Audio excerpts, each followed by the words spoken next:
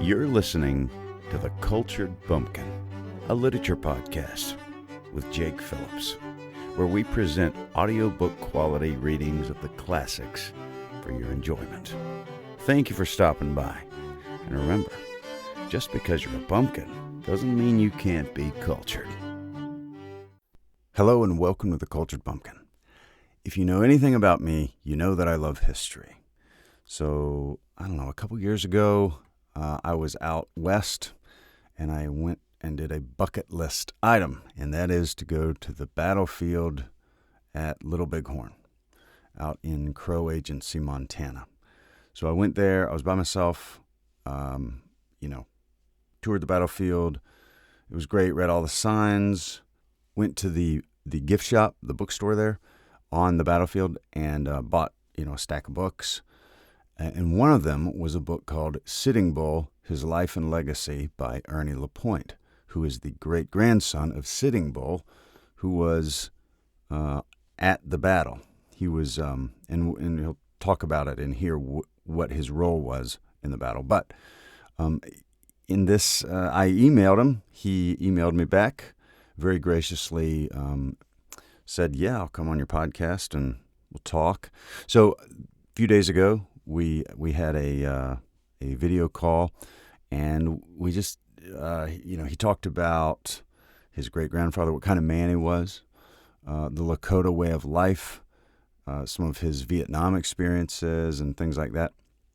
So, fascinating conversation, and I'm going to put out the whole thing soon. But this part is about the Battle of the Little Bighorn. And as the day that I'm releasing this, June 25th, that is the anniversary of the battle that took place in 1876.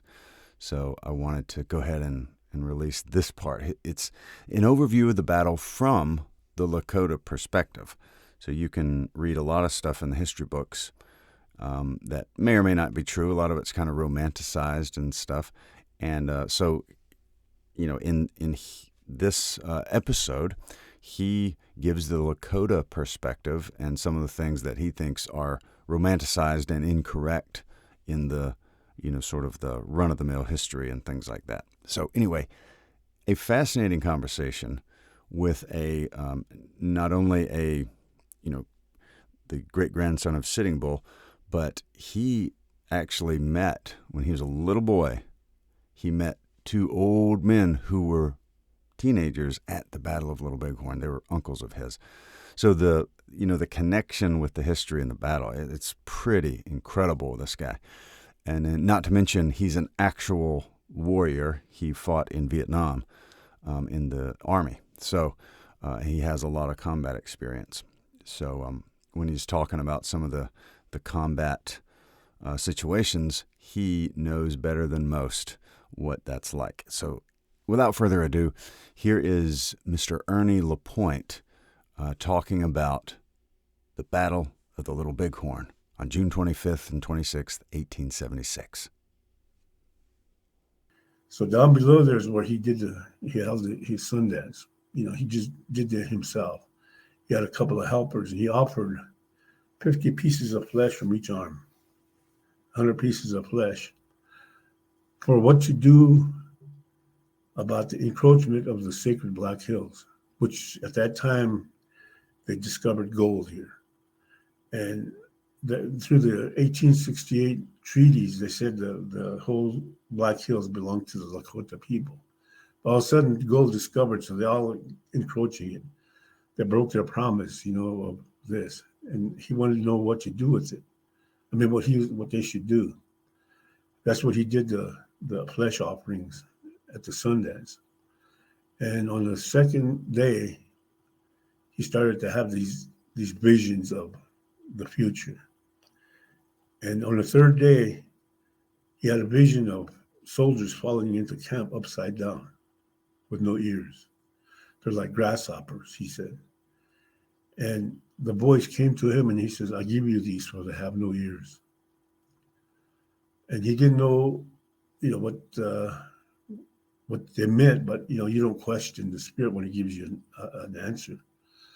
So it was not long after that Crook was coming up the Rosebud River with his 2,000 troops, and the Lakota seen them, so they went and then the historians, they tell these big stories. They got 1,000 Lakota warriors. It was, I always tell people the Lakota Cheyennes of the Northern Plains here, they were guerrilla fighters on the back of a horse. Now, if you know what a guerrilla fighter is, I was in Vietnam and I know what guerrilla fighters are. Yes. They'll be like 10, 20, maybe 30. And they hit you in strategic areas and make you think you're doing battle with 2,000 troops out there, when actually it's just groups that hit you at certain places, and they disrupt your thinking, your march, or whatever you might say. And that's what they did to Crook.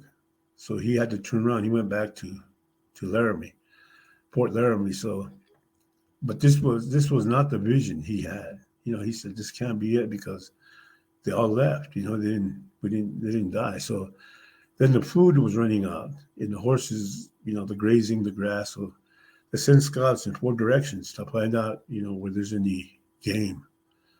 And some scouts came back from the west and said towards what they call the Prejudice, which is where the grass is greasy looking. They call it, And they said there's a big herd of antelope there. So they said, we would go out there and then the grass is plentiful along the creek river there. So they moved the whole camp. And it wasn't like they say in history books, they always say, there's thousands of warriors. It wasn't true, because these guys that came to my grandfather, he sent out word to come join him. So a lot of them, at that time, most of the natives were at these agencies, like Pine Ridge Agency, Rosebud, Cheyenne River, and Standing Rock. They all have agencies where they have forts and little Indian agents who fed them cattle, to be around there and try to assimilate them into being Americanized. But a lot of them didn't want that, so they heard word, so they'd slip away with their families and they'd join Sitting Bull over, up on Montana along the Yellowstone River there. And they'd just show up. They had more horses than people. So they went further west and they found the herd of antelope. So they were feasting on antelope, and camped along the western edge of the Little Bighorn River there. And biggest, I guess the one that had the bigger tribe of people were the Ukpapa, Sitting Bull's people that were in the southern end. Campers to the south, they always scouted, so they were on the south. And up along the river there, just spread out. They wouldn't just cut together, they would just spread out along the trees there. And, you had different nations there. You had Oglalas, Mikojas. You had, the Rosebud, the Sichanku, and then you had Cheyennes and Arapahoes show up. And, they didn't show up just in groups. They showed up as individuals. They had horses and they'd show up.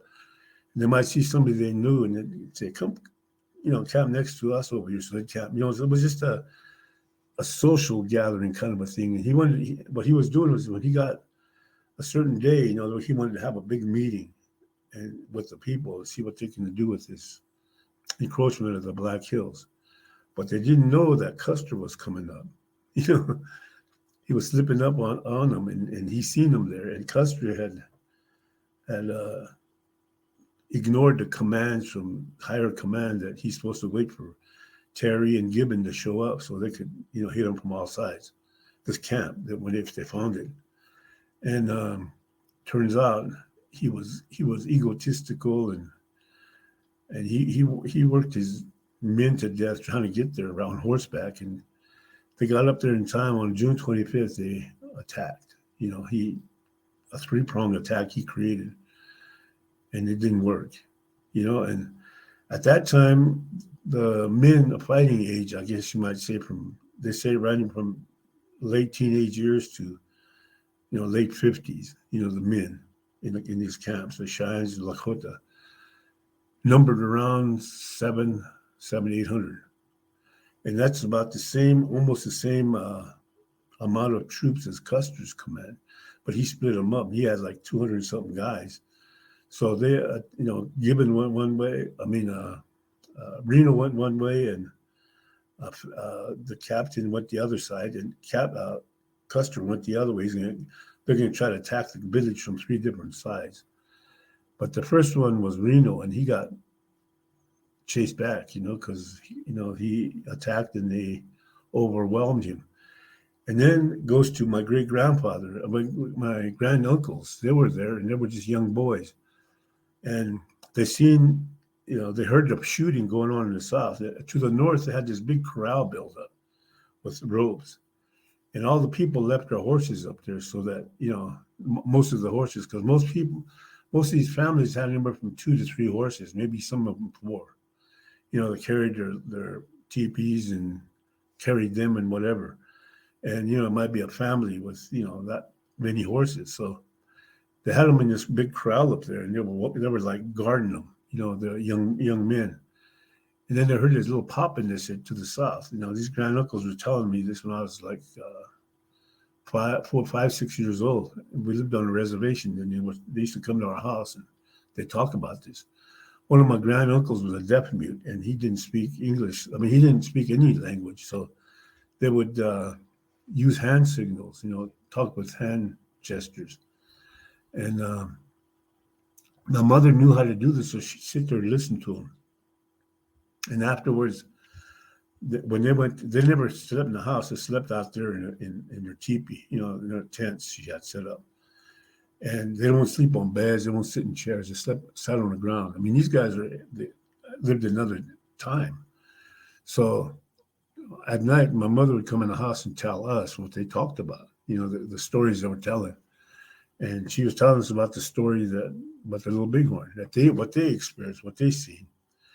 They said they were there, they were herding the horses, and all of a sudden, young men come running up, a little older than they were, getting their horses, that were in the crowd there to join the fight. They said there was some what they call them mila huska, long knives. They were attacking in the south into the Hunkpapa village. So they were getting the horses to join the fight. And a lot of them got their horses and they headed south, they headed towards that battle. And all of a sudden, he said, this place, if you ever been to the Little Bighorn battlefield, there's a place called a deep ravine. It's just south of the visitor center there, kind of like a little gully down there. It's a ravine. And west of that river there is where the horses were kept in the corral. And my granduncle said they looked over to the east and they seen the column of soldiers coming. There were 4 abreast. And they yelled, "There's soldiers are coming, they're right there. They're right there on the eastern edge of the Little Bighorn." And so they had no modern weapons, so they had bow and arrows and stuff. So they started shooting at them. And then all of a sudden, a Winchester started firing the south of them a little bit. You could hear the Winchester rifle. It said one of these guys in the column was shot off his horse. And then another one got shot off his horse. And then the group behind him grabbed the second one and put him back on his horse. And the rout happened, he said. They just turned and started trying to get to the top of the hill.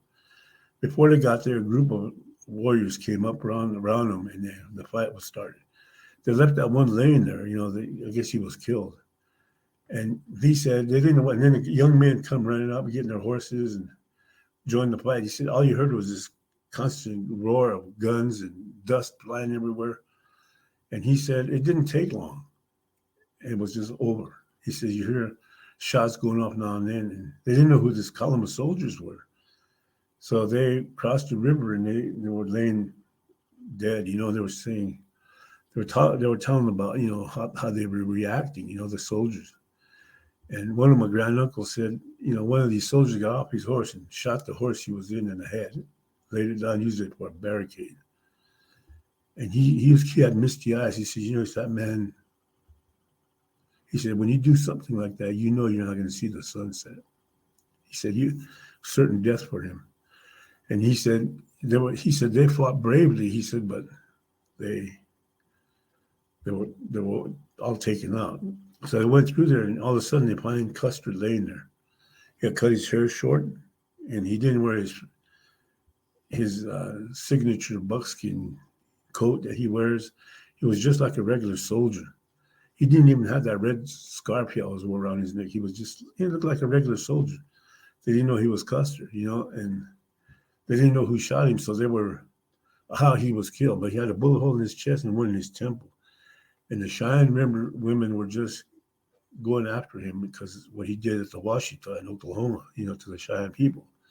And they're putting skewers in his ears and putting things up his penis, and all this because he raped a lot of Cheyenne women. And I was telling this story at the Little Bighorn when we were in the process of putting up that Indian memorial, and there was a Cheyenne elder there. And he said, we know that story too. He said, just like you're saying. He said, the only thing is, he says, it was a Cheyenne girl who had a Winchester rifle who shot them two. And we said, and seeing the Custer buffs don't want to hear that because they don't want to hear the fact that he was the last guy on the hill with two guns blazing. And he was the first one to get shot off his horse. And he wasn't killed because that's right. And then the other guy, the first guy that they shot was one of his scouts. His name is Bergier or something like that. He was half French and half Lakota. He was one of his scouts, Indian scouts, and he was killed. And in 2007, they found his skull down there in the deep ravine. They were walking around there and they found this partial skull laying down there, human skull. They did a test on it and knew it was a native. So that's who he was, because they didn't know whatever happened to that guy, And so this is our story of what happened there, I mean, this is what they said.